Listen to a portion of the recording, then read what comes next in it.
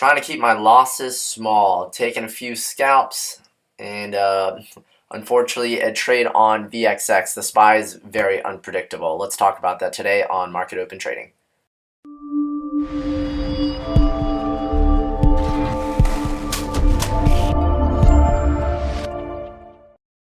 Alright guys, welcome back to the channel. If you guys are new here, I do market recaps during the mornings that I trade. Let's go ahead and do the recap for this morning. I started off, I kind of sat for a while. I traded the VXX. Nothing really ended up setting up. CRM was my main long candidate. MOV was also one of my main candidates for long. And then KORS was my main candidate for a short. Now, they didn't really quite set up for quite a while. Let me go ahead and link these up. 1 minute. The first trade I took this morning actually was on VXX. So let me bring up the SPY.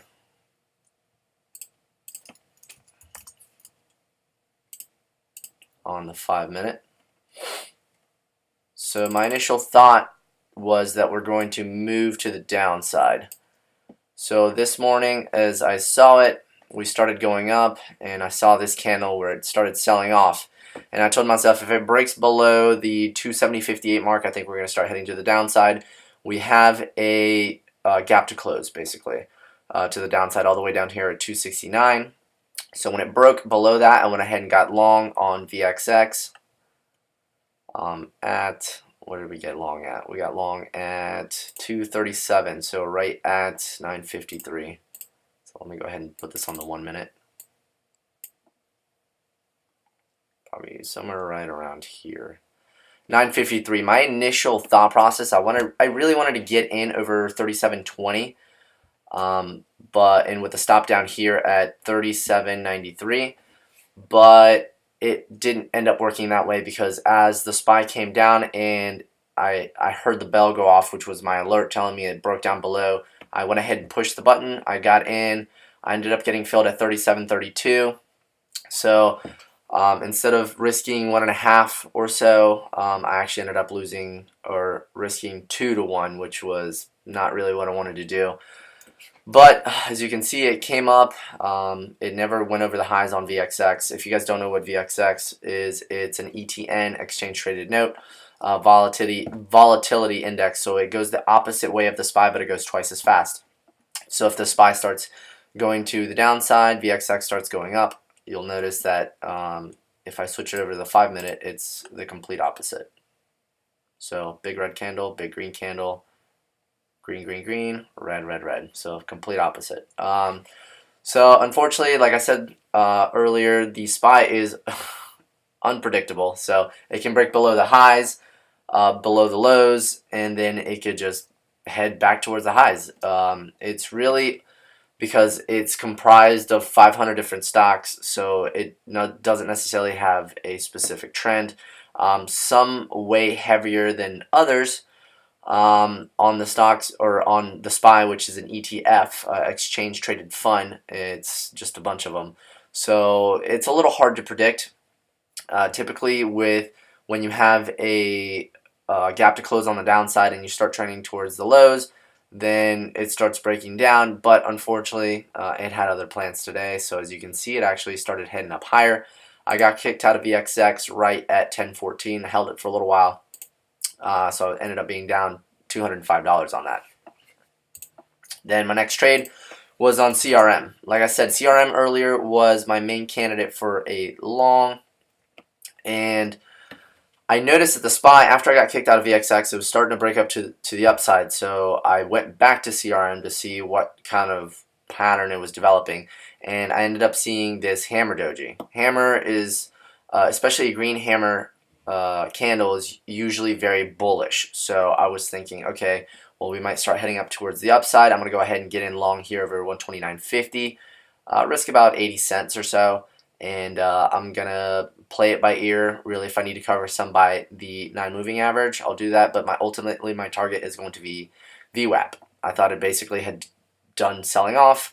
I ended up being wrong on that. I got triggered, and very same candle on the 5 minute, I got kicked out. As you can see, it ended up going lower. Now, right here, if you'll see at 10:35, it actually ended up throwing another hammer type doji candle, and that time I would have been correct, but I didn't take that trade again. So right here at would have gotten filled 128.55, and I could have rode it all the way back to VWAP as the market's headed higher. So 50-50 shot on that one. Unfortunately, I didn't choose the right one, and it ended up being this one at 10:35. So I lost on CRM 96.25, which is my usual risk, about $100. Now, the very next trade I took was on course. This was meant to be more of a scalp. I just wanted to break it, catch it breaking down under 60, and just take whatever it gave me. So, right here in this candle, I ended up taking about, let's see here, I ended up taking about 5 cents out of it. I got, let's see here, I got filled right at, let me see if I can show you guys here on the 1 minute. Right here. You can see it consolidated and bounced sideways on the 60 right around here. And right here it broke, came back, broke again, and I actually ended up getting filled. Let's see here. I got filled right at 60, right here at 10:46. Held it for about 2 minutes, so down here at 10:48, and I got filled right at 59.94. So ended up making $52. If you notice on here, it's actually lower. It's hit low of 59.40. So now, why did I hold it? The reason why I didn't hold it is because I didn't really quite trust this thing. The market's headed up, and although right there, that's a perfect VWAP projection. I didn't see that one. Right at 10:25. What was I doing at 10:25? I was in CRM. I was looking at CRM. But yeah, I did not see this VWAP rejection on cores. But anyways, besides the point, I really did not trust cores to go down near lows. And let's see, let's look at, it has a level. It had a level of support that, right here, I'll show you guys. Had a level of support where it's bounced a lot. So right here, right around the 60-20, 60-35 mark or so. Actually, what's the low of this candle? Low of this candle here is 60.22. So I didn't really quite trust it for it to break down below that. I knew that the 200-day was down here, so that could have been another target as well.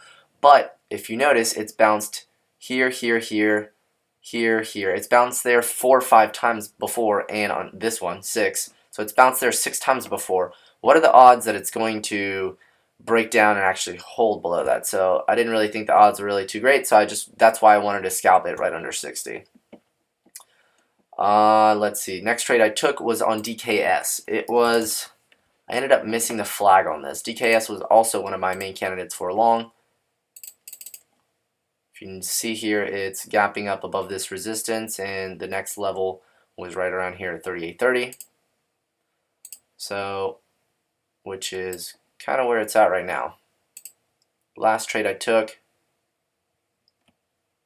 9 right here. Okay, so I saw DKS right here, and I said, okay, give me one more candle, and give me one more red or green candle. I'm going to get in over the highs because I didn't really like this 37.90 pivot. So one more candle. It gave me almost a perfect doji, and you'll notice that this candle is 10.50. So right around 10:54.30, so I had 30 seconds left on the candle. I was only looking to risk about 10 cents, but then after that, it started going up all the way to 38, and I missed my opportunity. So technically, for me, the bull flag, the entry on that is the next candle to make a new high.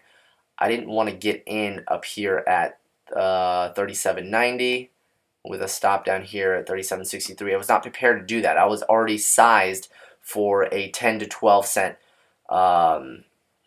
risk. So when it spiked up all the way up to 38, I was looking to risk 40 cents. And I mean, I could have changed it very quickly, but my entry really should have been here at 37.90 now. Just because in the last 30 seconds it started getting bought up, it basically my entry ended up getting ruined. And I knew I needed to get a pullback if I could. So the very next candle, you'll see it actually came down to 37.75. So it came down to 37.75, and my stop was still going to be the 37.58 down here. And so I got filled here, DKS, at 500 shares, 37.82 as it was coming back up. I sold 400 shares at 38.07 and 100 shares at 37.93. Now, looking back on it, I really should have held for the 2 to 1. Should have put my stop loss at break even. I probably would have only been down like maybe $40 or so, if that. I really needed it at somewhere around 38.25 or so, 38.22-ish, somewhere around there. And I would have been able to get $200 instead of $109. Typically, that's what my risk to reward is. It's usually either 1.5 to 2 or 2 to 1. But at that point, I knew I was already down. I was down $300 at one point, then made up the $50, and then I said, okay, let me take 3/4 of this trade, and I'll let the rest ride. But if it comes under 38, I'm gonna go ahead and take it. So let's see here. What did I end up getting filled at? Probably got out on a 1 minute candle here. So 38. I got filled right at 11.02. So right here. So as it came down, I got kicked out at 37.93 with the last 100 shares. Ended up making 109. Now, should have held this. I really should have held this. Could have had a smaller loss of a day. But I think I was a little frustrated from this morning. I was trading up till about 11 with basically barely any trades, no good trades, really nothing really good set up this morning. The shorts, the best one probably that did end up setting up that I'd missed was Coors, which was down here. This VWAP projection is almost perfect, but I didn't really end up liking it. Or I didn't really trust it. So that's why I ended up scalping it. Although I did miss this initial entry. This right here should have been my entry right at 10:30. I just didn't see it. But yeah, really nothing else ended up setting up. I was really counting on CRM to do well today, but it was complete crap.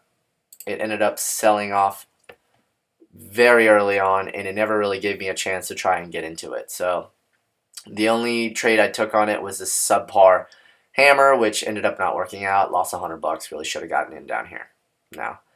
But yeah, those are all the trades. Keeping my losses small. Yesterday I lost $80. Today I'm down 140. So they're nowhere near my max loss. That's actually half of my max loss. And yesterday was even smaller, so it was even half. So that was like a quarter. So I'm trying to keep these red days very small. So when I do have something that does set up and I can lean into it, I'll be up $300-400 or something on the day. Just got to capitalize on those good setups. Hey guys, thanks for watching my video. If you guys are new to the channel, make sure to hit that subscribe button. Also, if you have not joined us yet on their Facebook group, make sure to do that. The link will be down in the description below, where I post my watch list for you guys every single day. Lastly, if you guys are curious on how I learn how to trade, I provided you guys with a discount code in the description. It comes with one-on-one mentoring, classes, and buying power, so make sure to take advantage of that. I'll talk to you guys next time. Bye.